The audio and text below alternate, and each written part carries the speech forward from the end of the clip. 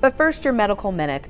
Our schedules have been flipped upside down, and that can impact our sleep. Sleep is essential to physical and mental wellness, and Dr. Rasmus with Saltzer Health has some tips on how we can all make sure that we are catching our Z's during this health crisis.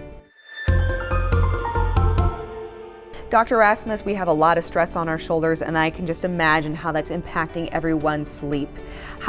Give us some tips on how we can manage this so we can get the rest that we need right now. So some of the things we tell people to make sure to do is stay engaged and active during the day. You can still get outside and go for a walk out around the block. So having a consistent wake time, limiting daytime napping, and minimizing blue wave light exposure in the evening is most likely to be beneficial. Okay, and how important is rest when it comes to immunity and being able to fight an infection in the event that you come down with one?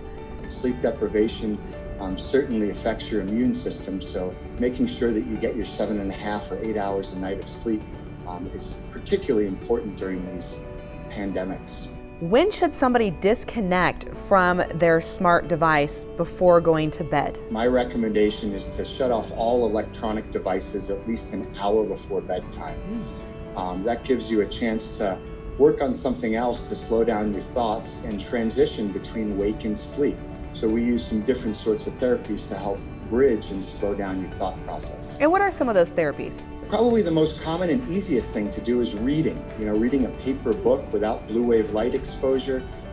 There are other techniques like progressive muscle relaxation, which you can teach yourself.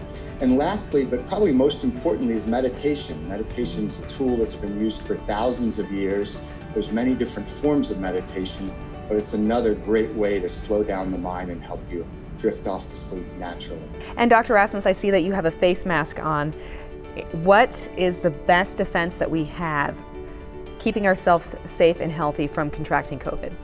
The best treatment we have is prevention, and the best we can do as far as prevention goes is remaining socially distant, or physically distant I should say, socially still attached, washing our hands repeatedly and carefully throughout the course of the day, and wearing masks when we leave the house, particularly when we're out with others. Keeping your nose and face covered has been shown to decrease the transmission and spread of coronavirus. Okay, and where can people go for more information, Dr. Rasmus?